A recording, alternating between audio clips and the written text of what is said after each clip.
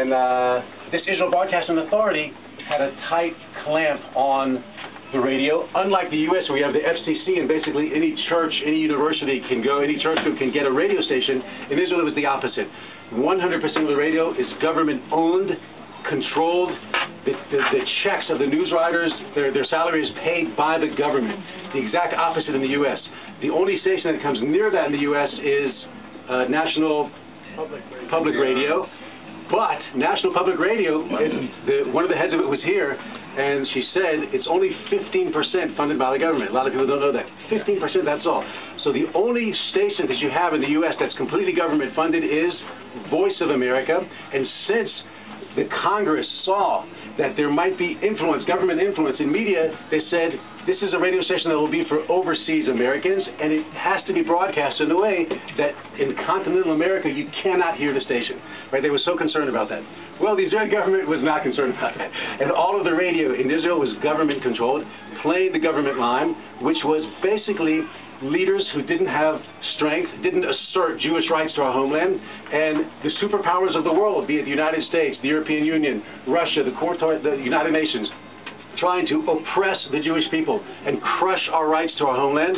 And the Israeli government was submitting and was accepting that line, and the music we were playing was even also, we were subdued to foreign culture, so that before Arutz Sheva came in, the daily schedule of songs was like mostly foreign rock, and we didn't celebrate our own culture. Then Arutz Sheva came up, and the rabbi said, he has a right-hand man who's just a bulldozer of a personality. He's a war hero from the 73 war, walks around with a cane. I've been at the receiving end of that cane many times. He was my boss. He was elected to the Knesset. He's the head of the National Union Party. His name is Ketzela. He lives here in Beit. Ketzela went out and decided that, okay, with Rav Zalman, with the rabbi, we're building the station, and the only way we could do it, to be within the confines of the law, was to be outlawed, meaning to be out of Israel's territorial waters. He went and bought a ship in Greece. We bought broadcasting equipment in Los Angeles. And any of you who know the map of Israel, 80% of Israel's population lives in the coastal plain along the coast. So you get a powerful signal coming out of a ship there outside of Israel's coastal, Israel's territorial waters. You're hitting, thank you, you're hitting 80% of the population. We did it. And Rav Zalman said, we're going to celebrate Israeli culture. We're going to raise the flag of Jewish songs, of Sephardic songs. You know what Sephardic is? Yeah. So, the Jews that came from the Arab countries, and they have a whole culture of beautiful liturgy, singing as well, and Hasidic music, which is the sort of the Ashkenazic, and Israeli rock. He says, let's take it all and just play that. That's the only thing we'll play on our station. Overnight, it became a hit. Overnight, it became a hit. And we started getting letters from the secular left-wing kibbutzes saying, we've been waiting for a station like this because they decided to play Israeli folk songs from 8 to 12 in the morning. And they said, this is what we live on. This is like, we can't believe it. Hallelujah, right? They said, we thought you were going to be some settler station, banging your fist down and screaming, you guys are the greatest. And then in the afternoons, we would play the Sephardic music, the Oriental music. Let me just give you a taste of that here. To give you an idea of what we're talking about. When I hear this music, I can't stay still. Right? It just makes you want to dance, right? It just makes, when my wife sees that I'm impressed, she just puts this on and we're dancing. And it's just this offbeat. This music was completely oppressed on Israeli radio. It had like 2 hours a week, and all the cab drivers and all the bus drivers are Sephardic. We put this on in the afternoons. We started getting letters saying Habibi, which is like a Sephardic way of saying you guys are the greatest. And the cab drivers would just stop, get out of there, and not only that, it caused a revolution in Israel that record labels or disc labels started popping up promoting. That's right. Yes, it's the guy. Hi, Moshe. I love it. So, Baruch? Yeah. We have a question and I have a statement. Okay, a question and a statement.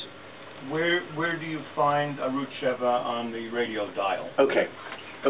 So, Arutz Sheva was broadcasting on the radio from 1988.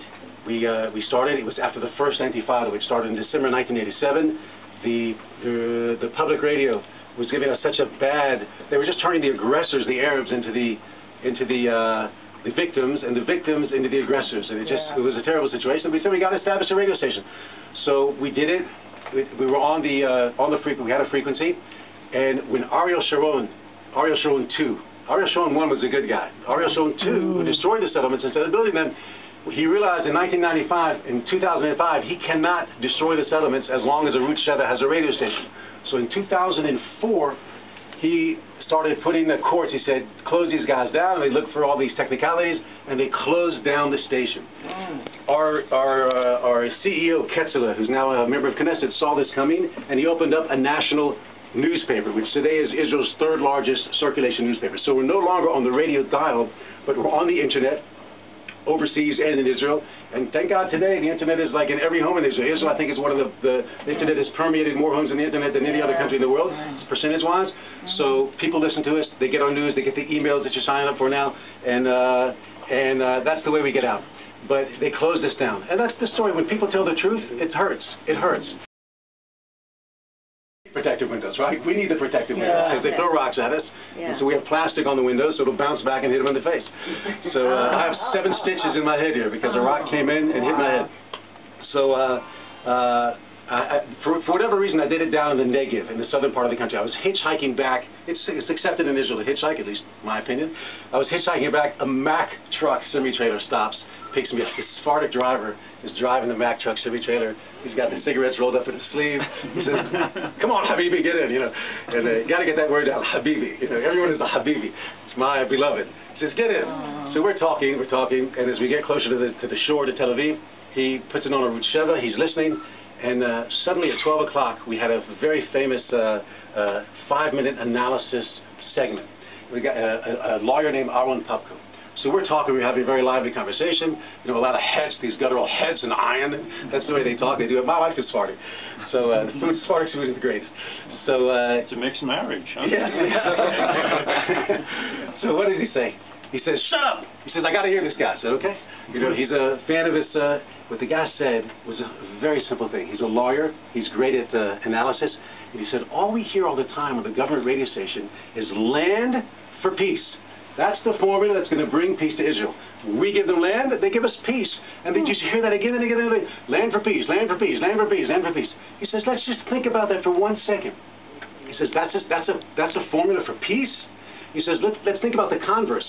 They're saying, you give us land, we'll give you peace. But if we don't give them land, then what do we get? War. He says, this isn't a solution for peace. This is a veiled threat of war. When he just made that simple analysis, that what the national Israeli radio stations are calling a formula for peace, he says it's nothing more than a veiled threat of war. We're being threatened for war. The truck driver started screaming. He says, did you hear these guys? He says, these guys are the Root Sheva. They're telling the truth. These guys have to they have to leave the country. No one else is saying this. I can't stand it. And I realized this guy was in this diatribe screaming again. I said, my God, we've touched such a raw chord in the nation. People are sick of being smothered. And that's what a Root Sheva did. It is a movement. It's not just a radio system. It's a movement of celebrating the rights of the Jewish people to their homeland, of taking our religious values and raising them up. I've heard religious values laughed at and scoffed at on the government radio. I feel embarrassed. You know, how can they say these things?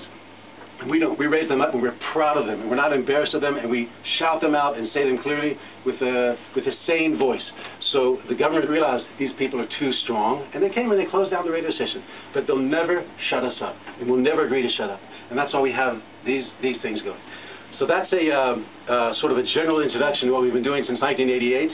And just let's move up one half of a flight. We'll go to the newsroom.